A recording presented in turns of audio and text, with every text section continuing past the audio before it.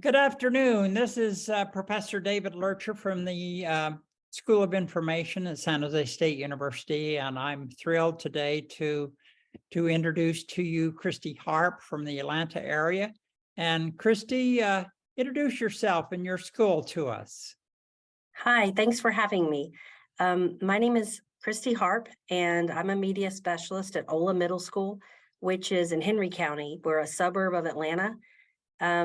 Our school is about 1,200 students, and it's a suburban school. So we have maybe about 30% free and reduced lunch students, and maybe I would say a very small ELL population, and maybe about a 15 to 20% ESE population. I've been doing this for a while, maybe 23 years. Oh, wow. Okay. And I understand that one of the really great initiatives you have is directed at creativity and technology. Tell us about that. Yes, I noticed that with the students I see, and also my own children, that it's really, I see a lot of students being consumers of things, but not necessarily creators. And I feel like this is sort of a knowledge economy that they are going to be in. And so some of the projects we do here at my school, I try to work with the teachers to help make creative projects. So one thing we have, which is for all grade levels, it's called the Student Media Festival, and it's where students create. It could be about anything that they're interested in. So for example, you have some students making a video about how to make chocolate chip cookies, or how to take care of your dog, or things like that. But also it could be to inform. So you've had a student do a podcast about current events, or a student do a website about Canada, or even some of the book trailers that we use in class. I can take those, some of the best projects, and use those. So they basically can make a website, a video, sequential stills, which is like a slideshow, or animation. And they turn these in, and we judge them at the school level, and then they go on to the county level. So it's really, this is something we do that everyone's welcome to do it. It's optional for the students. So because it's optional, we get some good projects because they're students that really wanted to do them. And then we have a county one, and then it goes on to the state level. So that's one thing, but also working with teachers to help the students do a project that kind of explains what they know, like a culminating thing to show something that they've mastered. So for example, we're really big on book trailers, infographics, and websites. We've, should I keep going? Yeah. I know I'm kind of going on for a while here. Do you want me to keep explaining a little bit more? Or? Sure. Well, talk to us about projects you do with struggling students. Yes, we do the same projects with the struggling students, as far as like the entire, we just finished a project where our entire 6th grade chose a book during the month of February that had an African-American protagonist or a strong female protagonist. And they read the book over the month of February, and then they came back and we all made a book trailer on this thing called Adobe Express. And the book trailer would have, there was a script they had to do first before they were even allowed to touch the computer, because they would play on the computer. We want to make sure they really know, they know what they're doing. So they wrote it on a script, and then it was approved by me or the teacher. Then they start making their slides and their voiceover. And we did this with all 400 of our 6th graders, and that includes our gifted, regular ed, and our ESE students. And I believe, because I work with them, that our ESE students are held to the same standards. They do the same project. It just takes a little more scaffolding. So for example, the teacher, before they come to me, the teacher worked with them and kind of went over what they're going to do and what goes on each slide on the script. So they started working on their script before they came to me. And then when they came to me, they already had their script ready. So we had 2 days to work on the actual slideshow.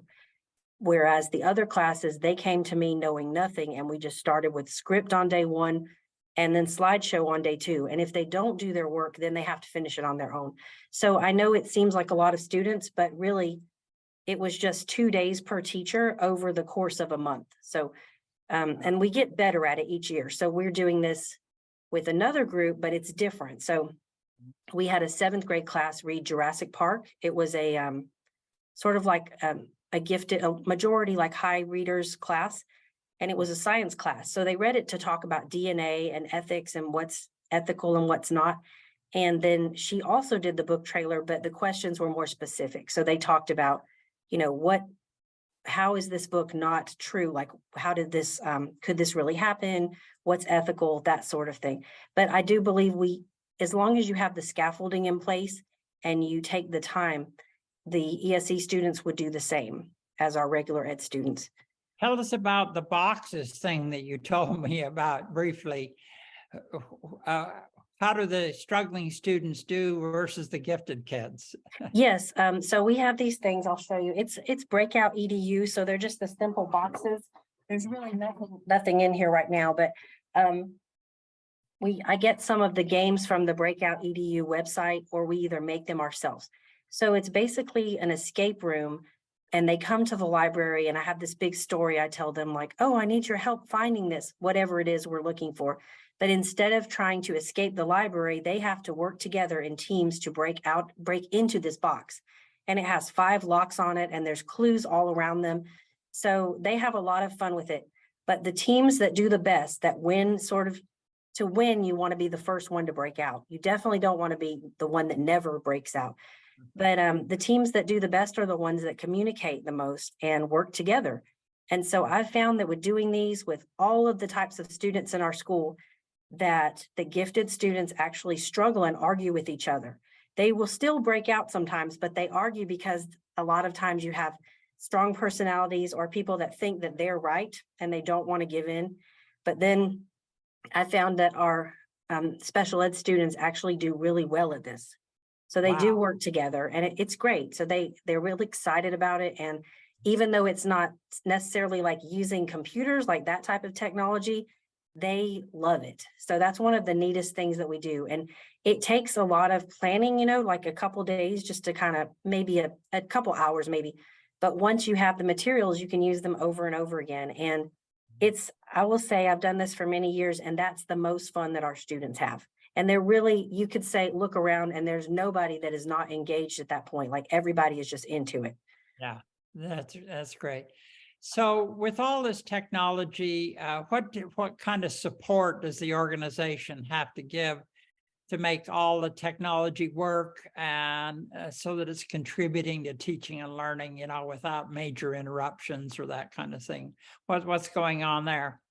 I would say definitely we have myself, a half-time para, and we have a full-time and she's called an ITP, Instructional Technology Para. Her job is helping our students because each student has their own Chromebook. We also have another person who is there to help teachers. But I would say definitely, so we have all these technology supports to make sure things are working. I would also say from the administrative point, we really need to make sure, that the media centers have the Parapro or have some help in there or just supported. My administrators have always been great with just supporting my ideas or things that I want to try, and really letting us not really pulling my Parapro very much to do other duties or me, so that we're able to really work with the teachers. I think the more that I'm able to work with the teachers and go to their planning and help teach their class, the more we're going to get out of this for our students. Yeah, exactly. So with all of this effort on creativity, technology, and question boxes and sort of things, what's your bottom line of the whole reason that you're still excited about being a librarian? I feel like I have the most fun job in the school because I get to know these kids for 3 years. I get to be everybody's teacher.